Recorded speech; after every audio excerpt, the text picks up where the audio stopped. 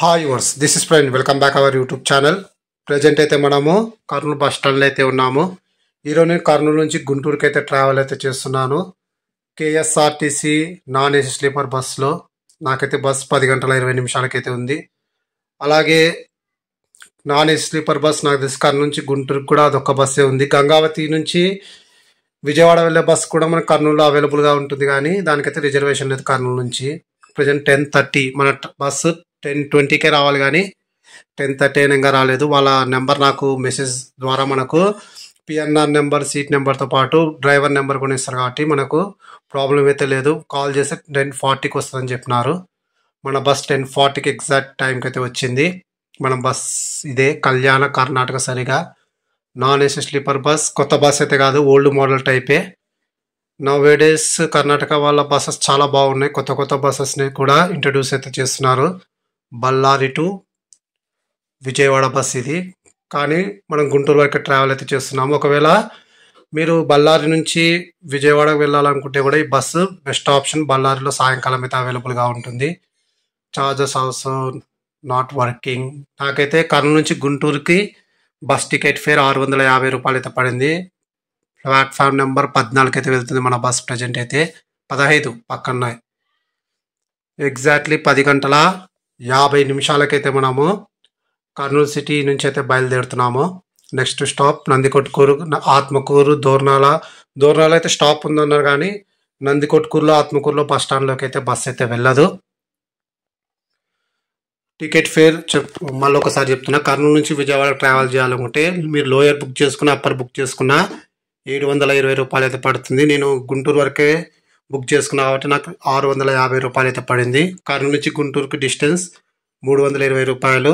మీరు ఒకవేళ మన ఏపీఎస్ఆర్టీసీ సూపర్ లగ్జరీ బస్సులో బుక్ చేసుకుంటే మనకు గుంటూరుకి 550 రూపాయలు అయితే పడుతుంది. విజయవాడ వెళ్ళాలంటే 600 రూపాయలు అయితే అవుతుంది. ఒక 100 రూపాయలు ఎక్కువైనా పర్లేదు అనుకుంటే ఈ బస్ని చూజ్ చేసుకోండి. కేఎస్ఆర్టీసీ అఫీషియల్ వెబ్సైట్లో మనకు బుక్ చేసుకోవాలి. ఒకవేళ మీరు డైరెక్ట్గా వెళ్ళి, అంటే వితౌట్ బుకింగ్ డైరెక్ట్ వెళ్ళినా కూడా మనకు టికెట్ 650 రూపాయలు పడుతుంది. కాబట్టి రిజర్వేషన్కైనా నార్మల్ టికెట్కైనా సేమ్ ఫేర్, కాబట్టి మనం కేఎస్ఆర్టీసీలో రిజర్వేషన్ చేసుకుని బయలుదేరడమే బెటర్. నేను ఈ మధ్య కర్ణాటక బస్సెస్ ఎక్కువగా ట్రావెల్ అయితే చేస్తున్నాను.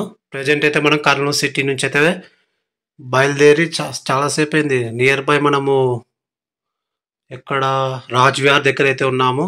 ఫేమస్ టీజీ వెంకటేష్ అయితే హోటల్ ఉంది,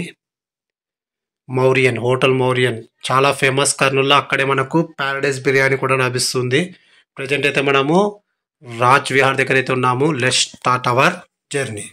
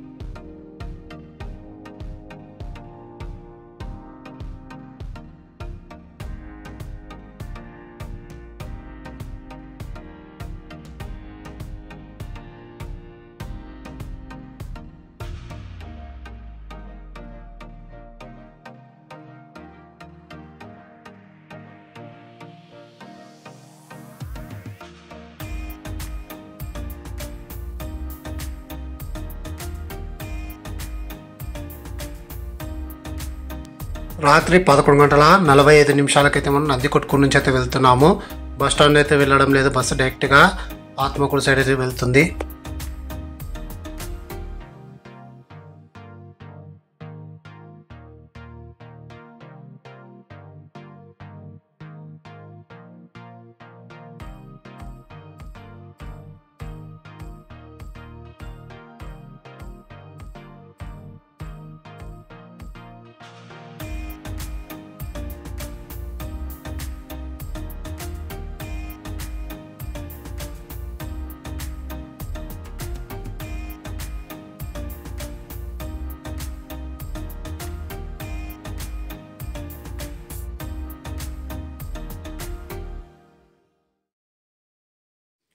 అర్ధరాత్రి 12:35 మనము ఆత్మకూరు నుంచి అయితే బయలుదేరుతున్నాము. ఆత్మకూరులో కూడా బస్ స్టాండ్లోకి అయితే వెళ్ళడం లేదు, మొత్తం కూడా ఊర్లో నుంచే వెళ్ళిపోతుంది. బస్ స్టాండ్లో అయితే ఈ బస్కి స్టాప్ అయితే లేదని చెప్పినారు.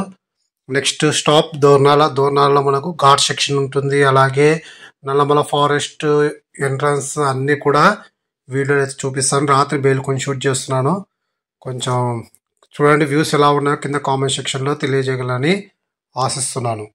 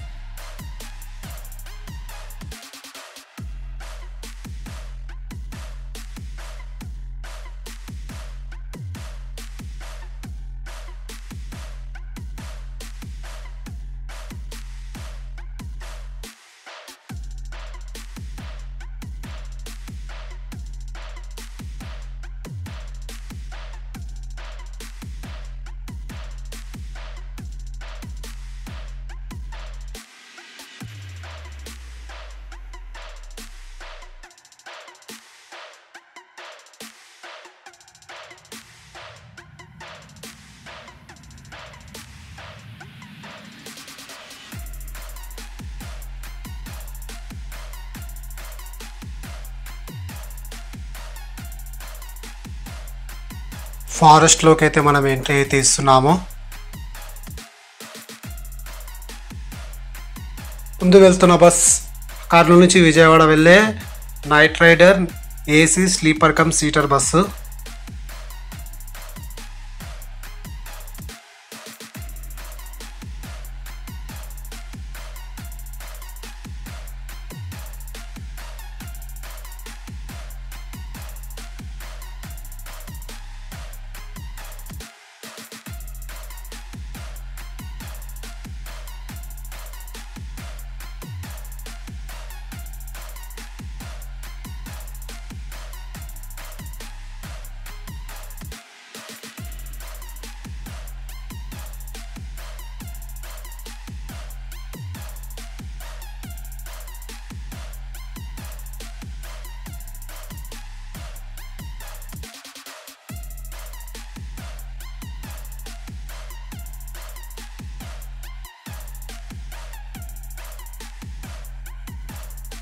ప్రజెంట్ అయితే మన బస్ నైట్ రైడర్ బస్ని అయితే క్రాస్ చేస్తుంది.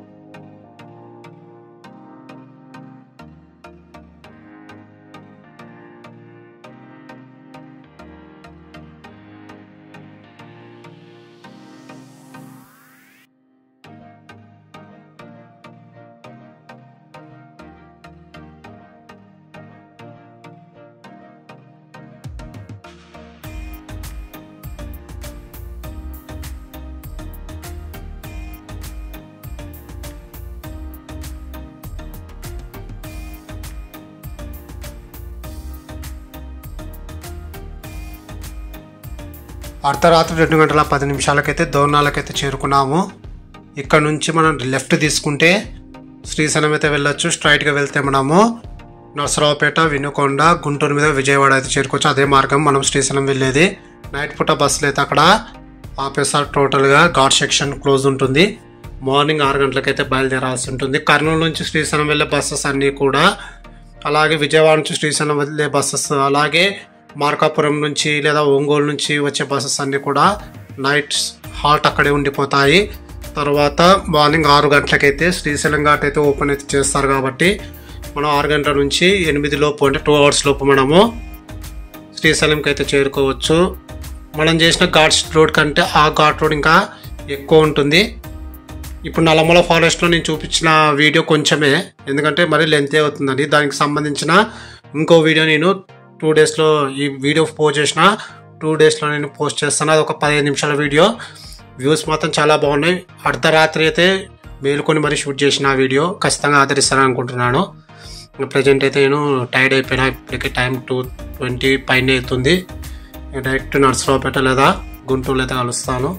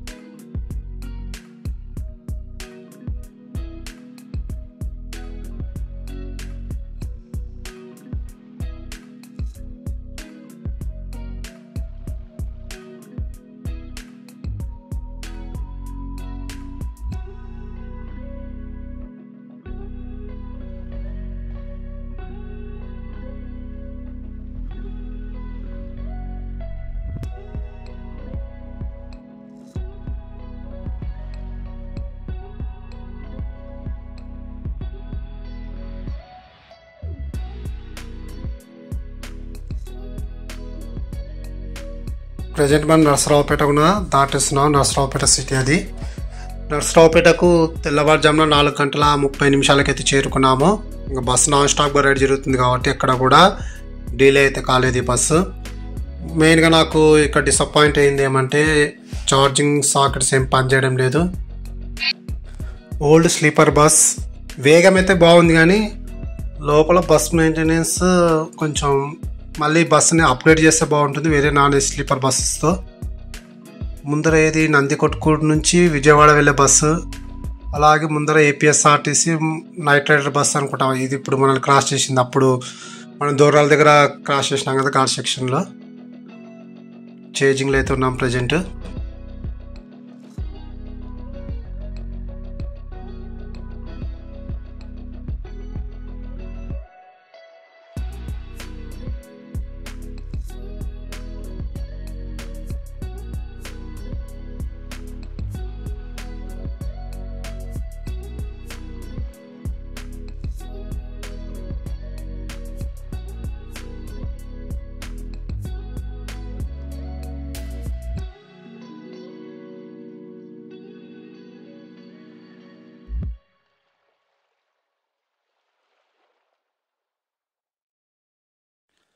తెల్లవారుజామున 5:30 మనము గుంటూరుకి అయితే చేరుకున్నాము.